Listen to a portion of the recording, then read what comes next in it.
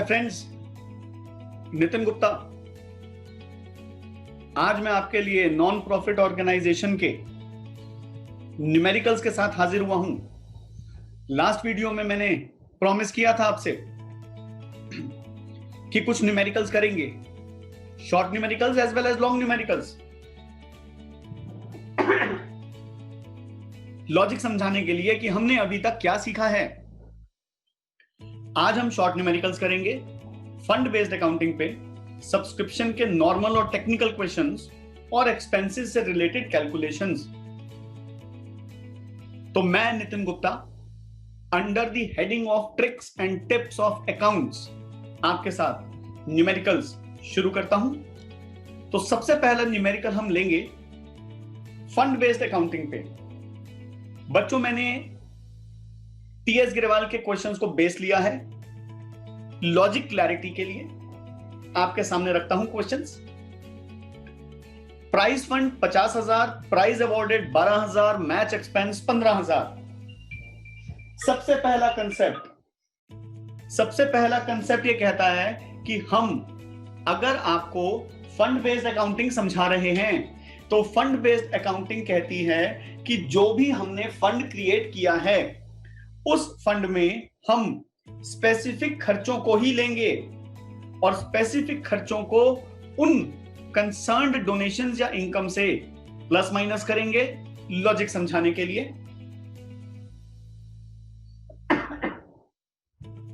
तो as per the fund based accounting calculation हमें prize fund given है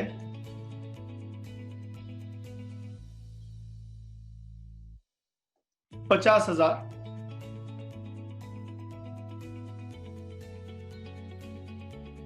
और हमें प्राइस अवॉर्डेड गिवन है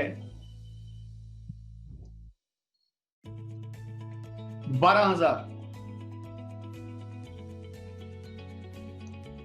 हमारे पास अभी भी 38,000 का प्राइस फंड बचा हुआ है। सबसे इंपॉर्टेंट पॉइंट, प्राइस फंड, इसका मतलब स्पेसिफिक फंड गिवन है और specific fund is always a liability, it is never income. तो मैं इस पैसे को कहां लेके जाऊंगा? मैं इस पैसे को लेके जाऊंगा closing balance sheet, liability side, और ये सारी वर्किंग आपने बैलेंस शीट लायबिलिटी में इनर कॉलम में शो करनी है। नंबर मिलेंगे इसके। इन केस अगर मुझे प्राइज फंड के साथ कोई डोनेशन भी मिला होता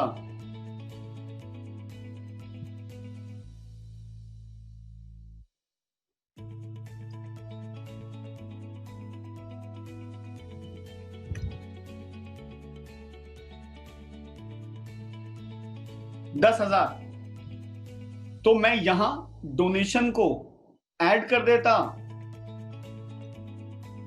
और मेरी वैल्यू चेंज हो जाती, ये हो जाता 48,000। तो हमने पहला लॉजिक ये समझाया कि फंड गिवन था, खर्चा किया, तो आपकी वैल्यू आई 38,000 लायबिलिटी। अब फंड मिलने के साथ साथ ये भी हो सकता है कि आपको डोनेशन भी रिसीव हुआ है, तो हम उस सिचुएशन में डोनेशन को भी प्लस कर देंगे क्योंकि हमें पैसा मिल रहा है और उसका नेट हिसाब हम शो कर देंगे। अगले क्वेश्चन पे चलते हैं।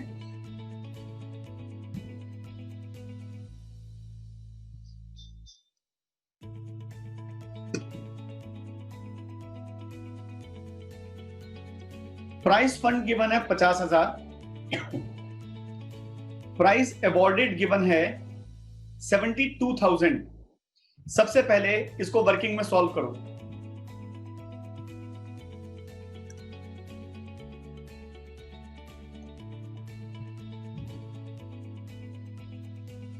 माइनस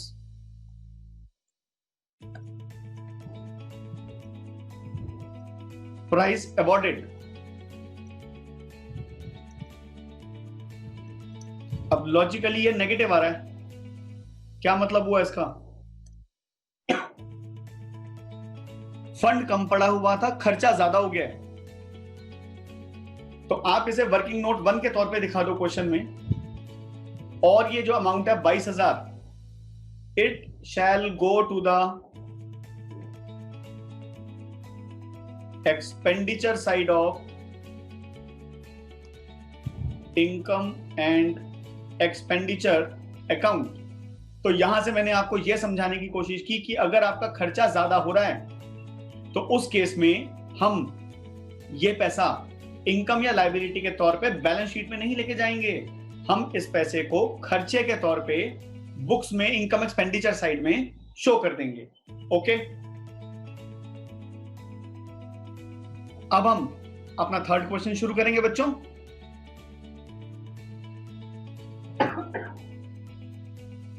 अच्छा क्वेश्चन है, टीएस ग्रेवाल का ही क्वेश्चन है। Match fund 1 lakh, match expense 35,000, investment of match fund 60,000 और interest on match fund investment 3,000। बच्चों यहां पर हमें सारे लॉजिक्स देने हैं, तो सबसे पहले हम फंड बेस्ड अकाउंटिंग को ध्यान में रखते हुए कुछ लॉजिक्स लेते हैं।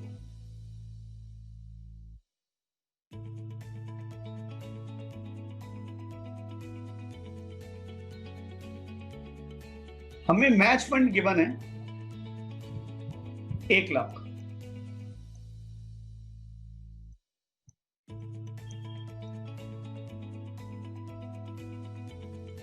हमने उस मैच फंड की इन्वेस्टमेंट की थी जिस पे हमें इंटरेस्ट मिला है, तो वो इंटरेस्ट ऐड हो जाएगा interest on match fund investment.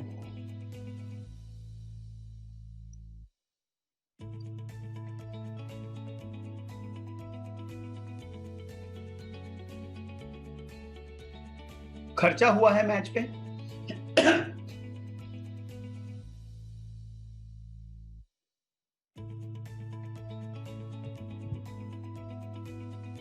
$35,000। अब प्लस माइनस करके जो हमारा आंसर निकला दैट इज पॉजिटिव आंसर है, इसलिए ये पैसा liability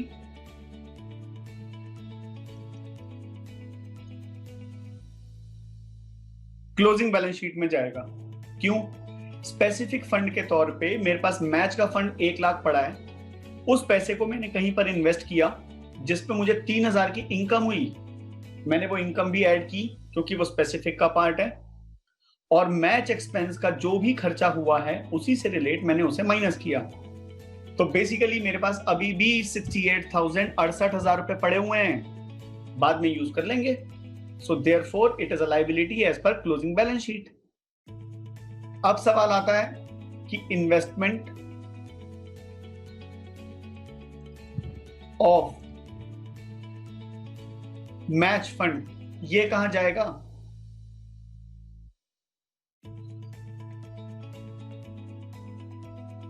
it goes to asset. And the last most important point, interest on match fund investment is also a part of income, therefore it goes to income side also। अब अगर आप उस point पे ध्यान दें जिसको मैंने डिस्कस नहीं किया था, तो एक बार जरा वापस चलते हैं। अब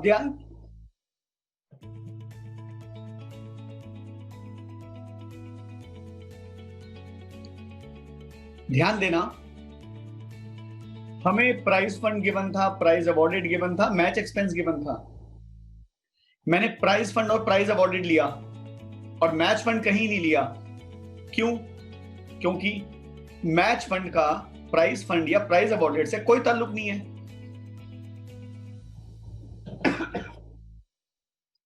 तो मैं इस 15,000 को कहां लूंगा?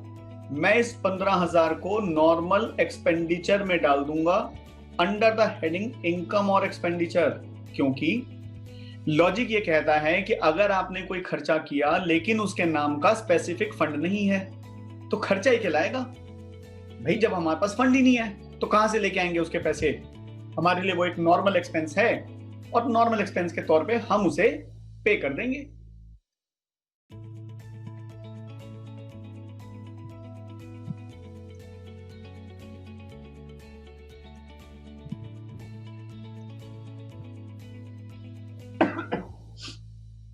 अब मैं आपसे 3 से 4 नंबर के कुछ क्वेश्चंस उठाऊंगा, कैलकुलेशन ऑफ इनकम और एक्सपेंस। तो क्वेश्चन आपके सामने है,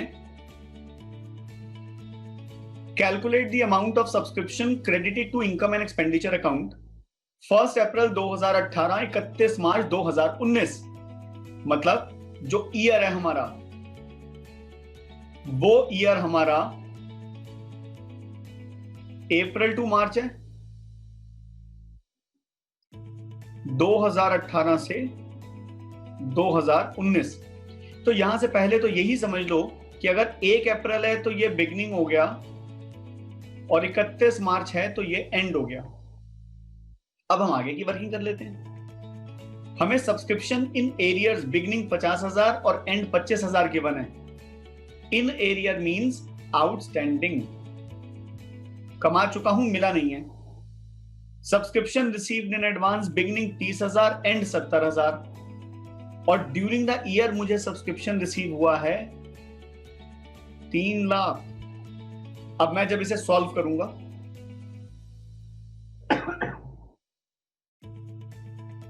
तो मैंने लॉजिक प्रॉपर बना रखा है, फॉर्मेट।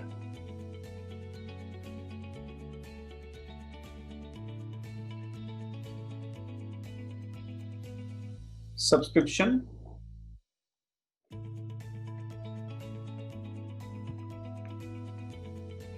मैंने अपनी लास्ट वीडियो में आप बच्चों को बताया था कि पता कर लो कि आपका क्वेश्चन इनकम से रिलेट है या एक्सपेंस से। मैंने देखा तो मुझे पता चला कि मेरा ये क्वेश्चन इनकम से रिलेट है।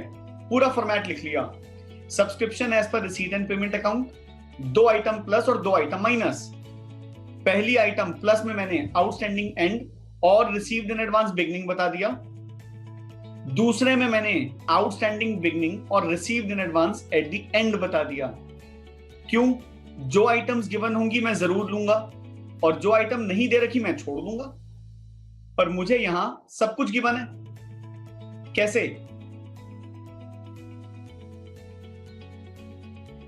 मुझे एरियर बिगनिंग 50,000 और एंड 25,000 गिवन है, तो मैंने बिगनिंग में 50,000 लिखा और एंड 25,000 लिखा। Received in advance beginning 30,000 and 70,000।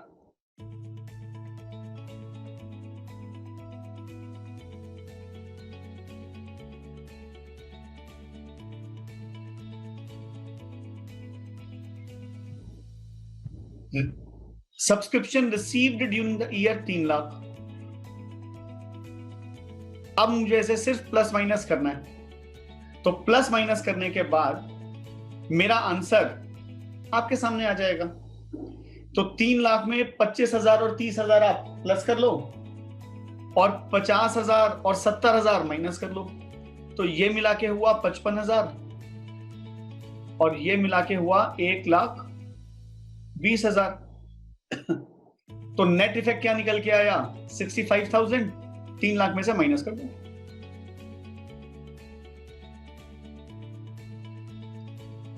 लो जी, हो गया आपके सामने क्वेश्चन सॉल्व। अब हम अपने नेक्स्ट क्वेश्चन पे चलते हैं।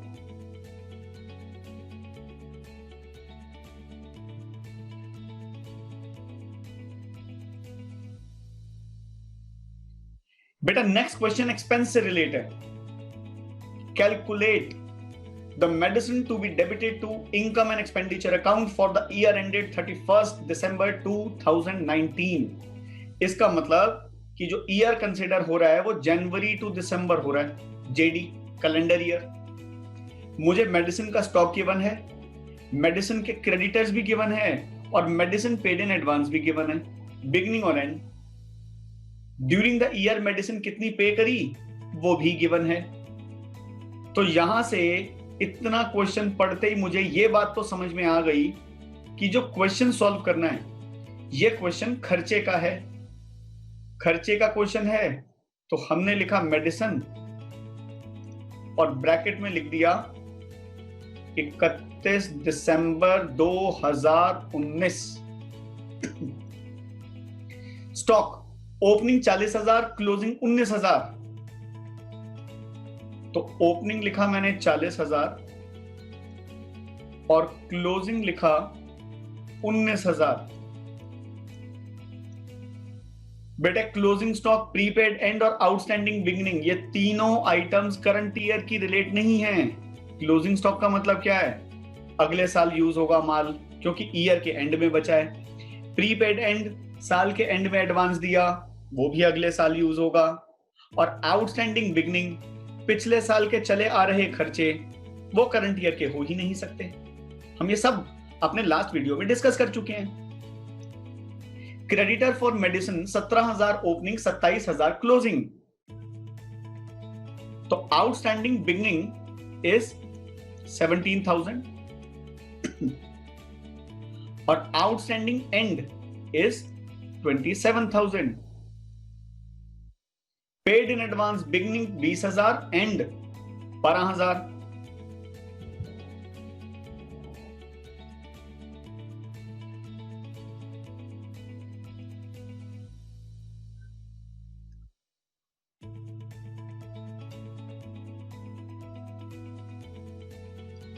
लीजिए, सारा कुछ पुट कर दिया और 11 लाख रुपए मेरा स्टार्टिंग पॉइंट है।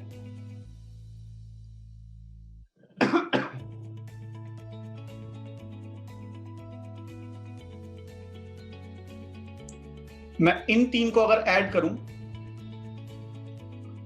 तो ये आ रहा है 87,000 और इन तीन को ऐड करूं